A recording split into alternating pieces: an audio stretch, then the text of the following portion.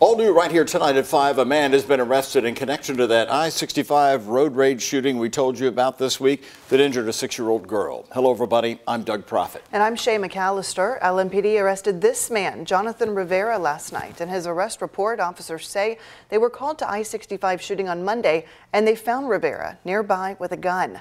They say the gun was in his waistband, and it matched the shell casings found during that road rage shooting scene. LMPD investigators are still trying to figure out exactly what his role was in that shooting. And happening today, the man charged with killing a social studies teacher from Oldham County appeared in court in Washington, D.C. today, arraigned on murder charges. And within the past hour, a judge told attorneys in that courtroom that he finds the guilt of the suspect, quote, overwhelming in this case. Authorities arrested 22-year-old Jamie Macedo for first-degree murder on Tuesday afternoon, again yesterday afternoon. He's accused of shooting Max Emerson at Catholic University last week. Max was attending a teachers conference in Washington. Macedo has been arrested twice in the past for firearm-related offenses. We talked with Max's dad, Steve, in Oldham County. Felt an immediate relief, just that he was found and taken off the streets. I think it's a pretty remarkable that it was less than a week that they were able to apprehend the guy. So I think they definitely did their due diligence.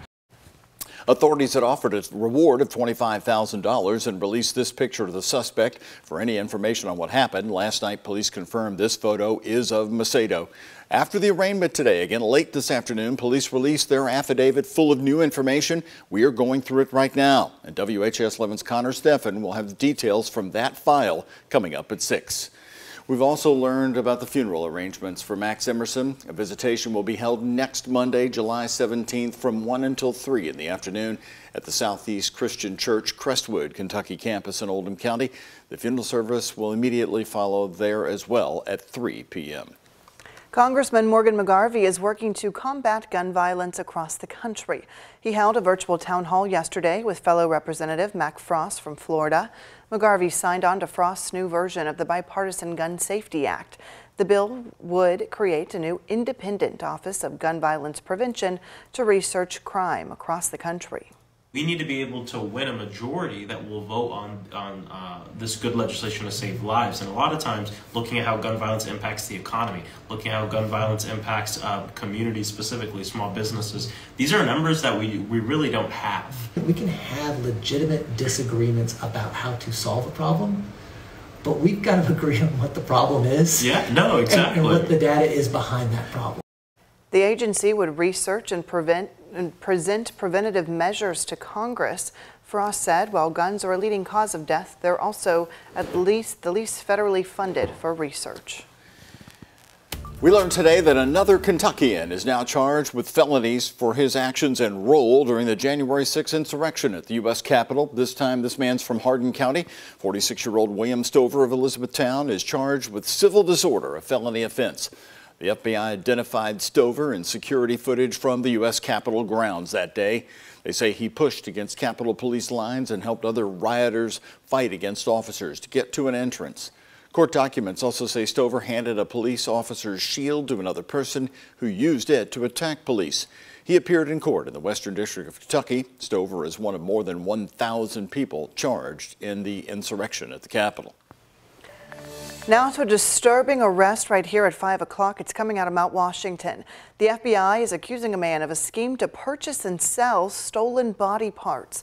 According to court documents, James Knott was using social media to sell human skulls like the one you see right here. He is accused of posting photos and videos on websites and communicating with other people engaged in similar activity, including the morgue manager for the Harvard Medical School, who was charged last month. FBI agents went to Knott's home in Mount Washington earlier this week to execute a search warrant. When they got there and asked if anyone else was home, he said, quote, "Only my dead friends." During the search, agents say they found human remains, including approximately 40 human skulls, spinal cords, femurs, and hip bones. A Harvard Medical School bag was also found in that house. They also found multiple guns. Knott is charged with possession of a firearm by a prohibited person. That Shively police officer accused of speeding more than 100 miles per hour with his child in the car had a court date this morning. Officer William Boers is facing multiple charges for speeding, wanton endangerment, and official misconduct. He did not appear in court for his arraignment today, but his attorney entered a not guilty plea on his behalf. The judge ordered the police officer to have no contact with his 1-year-old toddler, who was with him on several occasions when Boers was driving more than 100 miles per hour. Shively police put the officer on administrative leave at the beginning of June. His next court date on this is set for the end of August. 2 people were injured in a crash involving a Louisville police cruiser this morning. It happened after midnight near South Jackson and East Chestnut Streets, right there near the Red Cross. Officers said the crash involved an SUV with both occupants taken to the hospital for their injuries. In this case, the officer walked away okay. And take a good look here tonight. Police need your help finding this woman. Police say she allegedly snatched some packages that took them right off that had been delivered to a house just minutes after Amazon dropped those packages off to the home. It happened last Thursday at an address on Terry Road. If you know who this woman is, you're asked to call Metro Police in the anonymous tip line. There's another photo there, 574 LMPD. A southern Indiana jail that has been under fire in recent years is now joining the ranks of dozens of Indiana counties, announcing a new program for people facing addiction. We're talking about the Jackson County Jail. It's a monthly shot to help people dealing with opioid use. Grace McKenna and photojournalist Elijah McKenzie have more on how some say it's already changing lives. We heard from justice system leaders at the state and local level today, but perhaps most importantly, we heard from Carly Elsner. She's a participant in Jackson County Jail's MAT program from right here in town. Carly Elsner's story is turning into one of hope. We need to help addicts recover with medicine and knowledge, instead of locking them up and drying them out and throwing them back into society with no plan, no resources, and no knowledge about who they are, what they really could accomplish. Just throw them back to their addictive behaviors. And it started here in the Jackson County Jail, where she's been receiving medication treatment for opioid use disorder. Sometimes they can't fix it on their own. In February, the jail rolled out a program for medication-assisted treatment, which they're calling SOAR.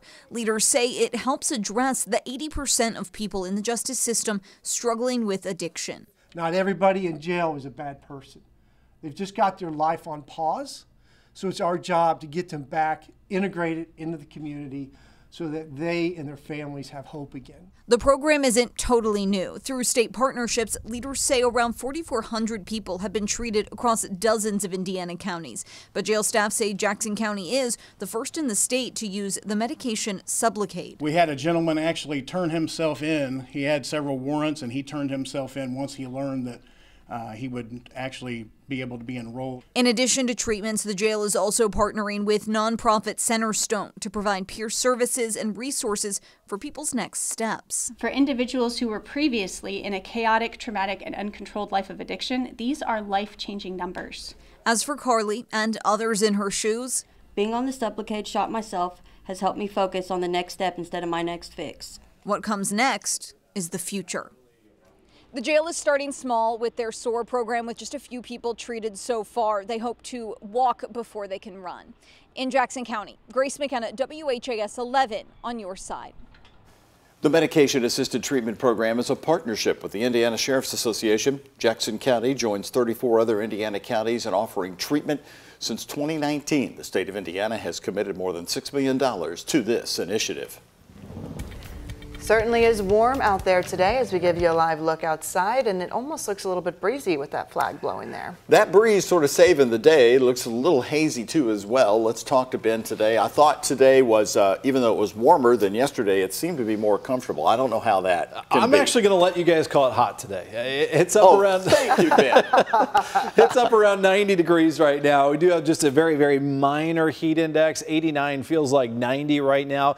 And we do have that wind blowing in from the south, so that is bringing up the humidity levels, and it's going to really be rising here over the next 24 hours. Noticeable increase in that humidity level by tomorrow. Live view with our Midway University camera, looking here by Hurstbourne Parkway, Interstate 64 with our U of L Health Camera Network. Most of our temperatures right now around 85 to 90 degrees, and active weather up towards Chicago. That's where there's a tornado watch box, but we are expecting mainly dry conditions for our area for the rest of tonight. tonight. Futurecast is quiet, but warm in the 80s. You can see that south flow here. This is around 8, 9 o'clock, so 80s all the way through sunset. And then our temperatures don't drop off much. Lowest temps will be in the 70s, and a slight chance for a couple of showers and thunderstorms, mainly north of the river tomorrow morning. This is 9 a.m. We're going to have the best chance of some showers and thunderstorms late in the day toward the evening time tomorrow after a hot one.